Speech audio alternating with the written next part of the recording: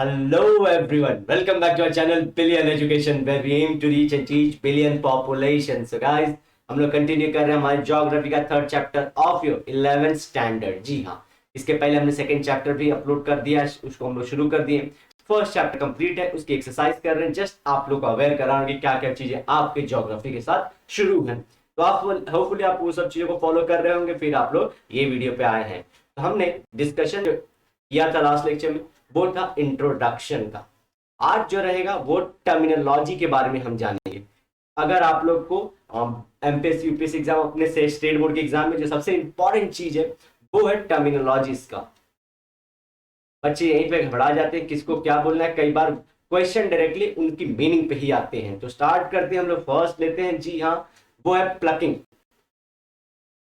Plucking, ठीक है, process of erosion. और कौन कौन से प्रोसेस से इरोजन होता है, एजेंट कौन है और उसका डायग्राम।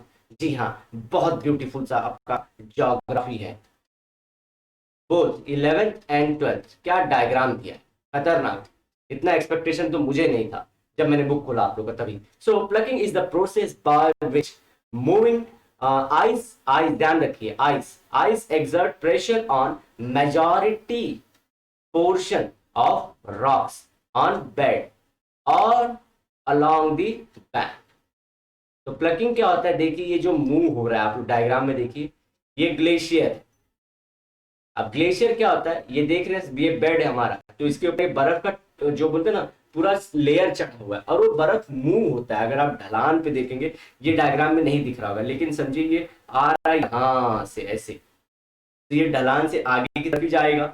जी हाँ, स्लोप की तरफ। तो ये क्या करता है, इनको काटते हुए जाता है और उसमें जब ये इनके पार्टिकल्स को निकालता है, एक साइड से निकालेगा दूसरी साइड रखेगा, क्योंकि वहां पे स्लोप है। तो वही उसी को बोलते हैं प्लकिंग। तो again plucking is a process by which in moving. तो देखिए आइस, अच्छा हाँ, ग्लेशियर और आइस में फर्क क्या होता है, जब आइस मूव करे तो उसे ग्लेशियर बोलते हैं। मैं लास्ट लेक्चर में आप लोगों को क्वेश्चन दिया था, आप लोग को याद रखना है, जब क्वेश्चन बोलूं तो उसे प्लीज फॉलो करेगा। नहीं बोला तो आप लोग प्लीज ये सब टर्मिनोलॉजी को यूज करिए। Pressure on majority portion of rocks on the bed and along the banks. Banks क्या होते हैं समझिए, ये उसके एजेस होते हैं, जिसके ऊपर से ये एजेस के बीच में से बह रहा है। सो एक तो मूव हो रहा है, ऊपर से इतना मोटा लेयर आइस का जाता है। हमको गाइस लग रहा है कि अच्छा, एक और चीज, जब आइस का पूरा वो जो धुआं बन जाता है एयर में, उसे क्या बोलते हैं, वो टर्म को ए से प्रोनाउंस करते हैं, प्लीज उसको कमेंट सेक्शन में लिखिए। बहुत फेमस है, सेकंड भी बनता है ए वी। अब उसे आप कंप्लीट कर दीजिए, उस चीज को क्या बोलते हैं जब बाण जैसा आता है ग्लेशियर के अंदर। तो इतना ज्यादा बड़ी लेयर होती है, अगर आप लोगों ने देखा भी होगा, अगर कोई धंस जाता है, बोलते हैं कि इतने सेंटीमीटर से मीटर्स में लेयर चढ़ती है बर्फ की, तो अगर कोई दब जाता है तो वो मिलेगा नहीं, फिर नहीं मिल पाता। जी हाँ, इसलिए हम लोग जब बोलते हैं सियाचिन ग्लेशियर पे जो हमारे जवान जाते हैं, वो बहुत बड़ी बात होती है, क्योंकि एक बार जो अंदर गया उसकी लाश भी मिलना बहुत टफ चीज रहती है। तो लॉस तो हमेशा के लिए लॉस, ना उनको डेड बॉडी मिलेगी ना कुछ अता पता रहेगा, सिर्फ गायब हो गए ये पता चल जाएगा। इसलिए ध्यान रखिए। तो ये सिर्फ इतना नहीं है कि आपको पतली सी लेयर गई घस के चली गई, नहीं, और उसमें टाइम लगता है। तो इतना मोटा लेयर जब निकलता है तो अपने बैंक्स पे जो बीच में जा रहा है वहां पे साइड में, प्लस जो जो रॉक से जा रहा है, उनके जो रॉक है, वो जो हमारा हमारा जो रॉक है उसका टुकड़े करते हैं, उसको बोलते हैं plucking. What is plucking? Main flower जो प्लांट होता है उससे फ्लावर को तोड़ने को प्लकिंग बोलते हैं। उसी तरह से मेन बेड रॉक से, जिसके बेड रॉक मतलब समझ गए, बेड जैसा जो मेन रॉक है उसको बेड रॉक बोलते हैं, उसमें से उसके टुकड़े को तोड़ लेना, उसे बोलेंगे प्लकिंग। अब एबरेशन, सेकंड टर्म कर, ये ध्यान रखिए, ग्लेशियर। अब आपको एग्जाम में क्या पूछेगा, plucking is done by the which agent of erosion. तो आप लोग खुले में बोल देना भाई, जैसा व्हाइट कपड़ा है, ग्लेशियर। ठीक है, ग्लेशियर से होता है और कुछ नहीं होता है गाइस। हम लोग जितना इजीली आप लोग को बता सकते हैं, चीजें बताने की कोशिश कर रहे हैं। हम भी यही हैं, आप भी यही हो, दुनिया यही है। ज्योग्राफी सिर्फ नहीं थी, वो हम ला रहे हैं। जी हाँ, और इतना इजी चीजें बना के आपको बता रहे हैं, तो मेक श्योर आप इसे अपने दोस्तों को शेयर करिए और खुद भी इन्वॉल्व रहिए। थैंक यू फॉर दोस्त गाइस जो कमेंट कर रहे हैं, उनका शुक्रिया तो मैं हर लेक्चर में कर रहा हूँ, करते भी रहूंगा, बिकॉज जरूरी है, क्रेडिट मिलना चाहिए, बच्चे हेल्प कर रहे हैं। तो स्टार्ट कर रहे हैं भाई। तो ध्यान रखना है कौन सा एजेंट ऑफ इरोजन। अब चल रहे हैं एबरेशन। एक सेकंड गाइस, ऑन कर लेता हूँ, एक सेकंड। सो एबरेशन पढ़ेंगे गाइस हम लोग। अब्रेजन में क्या होता है, it involves the scratching and polishing of the surface और बेडरॉक, बेडरॉक मतलब main rock, by the particles which are moving on to it. लोहे से लोहा टकरा है, जानते हैं आप लोग, जब लोहे से लोहा टकराता है, पत्थर से पत्थर, उसी तरह की बात है। समझिए, ये मेन, ये नदी का पानी दिख रहा है आप लोग, ये नदी का पानी, इसके नीचे एक चट्टान होगी कुछ इस तरह से। अब इसके ऊपर जब नदी बह रही है तो अपने साथ वो बड़े बड़े पेबल्स भी लेके जाती है, पत्थर के टुकड़े भी।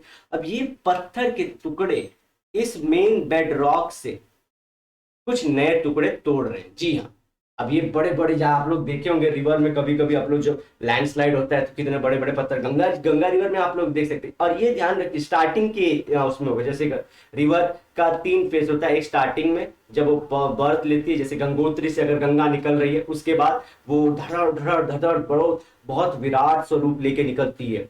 अब वहां पे देखना मतलब डेंजरस, तो वहां के बाद वो बीच में थोड़ी सेटल होती है और एंड में तो एकदम फैल जाती है, जैसे कि सुंदरबंस। तो 3 स्टेज होते हैं रिवर के। तो ये जनरली स्टार्टिंग के फेस में होता है, जो धड़र धड़र वाली बात है। तो इतने बड़े पत्थर देख रहे हैं, तो ये पत्थर तो ऑलरेडी वो मेन पत्थर से तोड़ के लाई थी, मेन पहाड़ से। अब उसके बाद क्या कर रहे हैं वो, ये दूसरी चीज बात कर रहे हैं, वो रिवर का इरोजन हो गया डायरेक्टली, उसने माउंटेन से एक पत्थर तोड़ा, अब वो बड़ा वाला पत्थर जा रहा है और वो मेन जो रिवर है उसके बेडरॉक को, उसको भी तोड़ रहा है।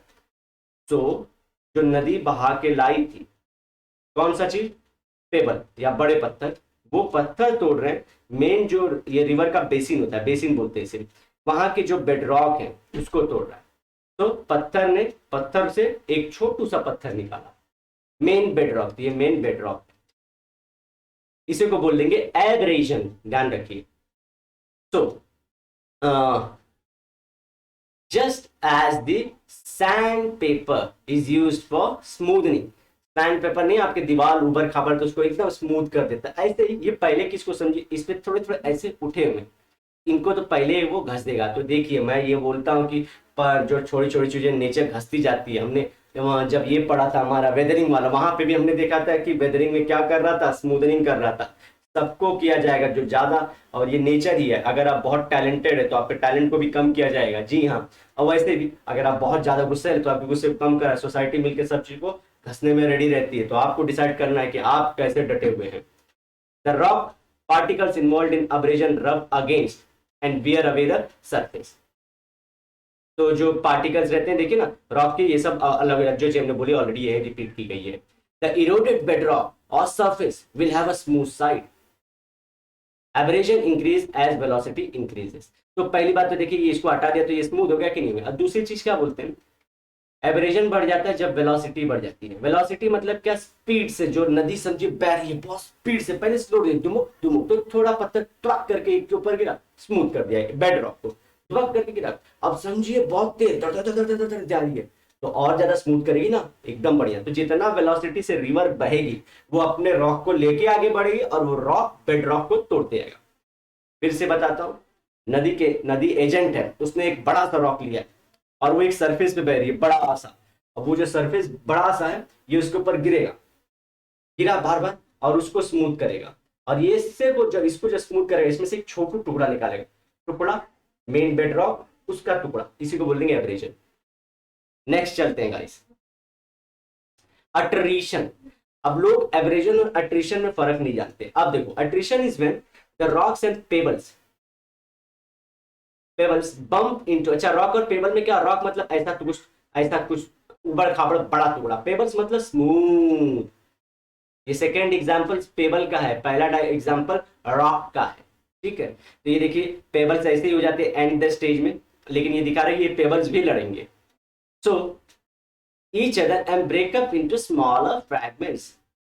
During transit, material reduce in size, ध्यान रखिए, and the rock particle become more rounded. चलिए था, अब यहाँ पे नदी फिर से, अच्छा वहां पे एजेंट देख लीजिए कौन कौन चीजें वो करते हैं एब्रेजन को। तो रिवर का तो मैंने एग्जांपल बता दिया था, river, sea waves, glaciers and build, ठीक है, ये सब क्या करते हैं, एब्रेजन करते हैं। नेक्स्ट चलते हैं हम लोग। अभी ध्यान रखिए, एट्रीशन कहाँ होता है। अब देखिए, रिवर है, रिवर बह रही है, उसके अंदर रॉक के पार्टिकल, अब ये एक रॉक पार्टिकल और उसी के अंदर और एक रॉक पार्टिकल, जी हाँ, ध्यान रखिए, दो रॉक पार्टिकल, अब ये दोनों रॉक पार्टिकल आपस में लड़ रहे हैं और ये आपस में लड़ते लड़ते आगे बढ़ रहे हैं। तो ये क्या करेंगे, एक दूसरे को जो ये ऐसे एज निकले उसको स्मूथ करेंगे। वहां पे हमने क्या पढ़ा था, रिवर बह रही है, उसके अंदर रॉक है, ये मेन बेड रॉक है, इसको हिट कर रही थी जिसपे नदी बह रही थी, और उससे एक छोटा पार्टिकल निकला।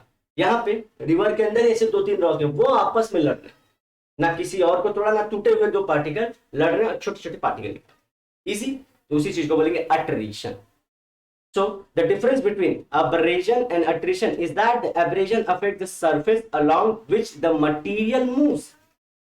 अब्रेजन क्या करता है, जो सरफेस पे मूव हो रहा है उसी को घसता हो जाता है। ये तो उसी तरह की बात होगी कि मैं बड़ा हुआ टैलेंट को अपने मॉम डैड को ही घसना शुरू कर दिया कि तुम बहुत ज्यादा बोलते हो।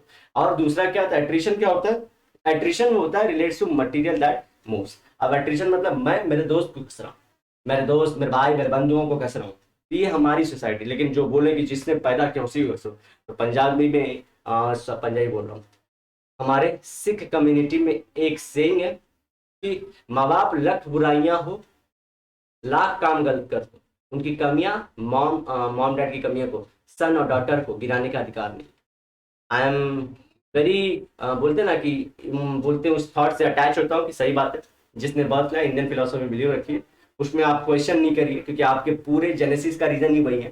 सोसाइटी मूव हो रही है मॉडर्निटी की तरफ, तो मेरा एक काम है जो मैंने पढ़ा है, मैंने इतना टाइम गवाया, तो उसके लिए मैं आप लोगों को सपोर्ट करना चाहूंगा कि जैसा चले आप सोचिए पहले कौन सा थॉट से। लेकिन कुछ भी हो, जो इतने करोड़ सौ बोल रहा हूँ, हजारों साल से हमने ये जो फिलोसफी लेके चले ना, जो हमारा कल्चर का पार्ट है, 2 मिनट में छोड़ सकते हैं हम।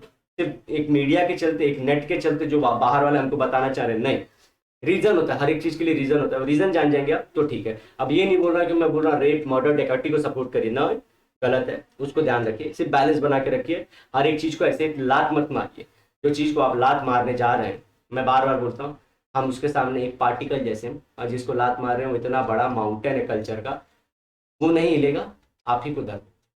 बिलीव, बोल के जो गए हैं, जो उन्होंने किया है, फॉलो करिए उसको। जो यहाँ पे एंड तक आए, प्लीज अगर आपने ये सब बातें सुनी, एक कमेंट करके बताना कि आपने ये सब बात सुनी है। चलिए सोल्यूशन का पार्ट चौथा करते हैं। Solution is the when certain types of rock gets eroded, हर चीज में इरोजन ही होगा as a result of acids in the sea और रिवर वाटर।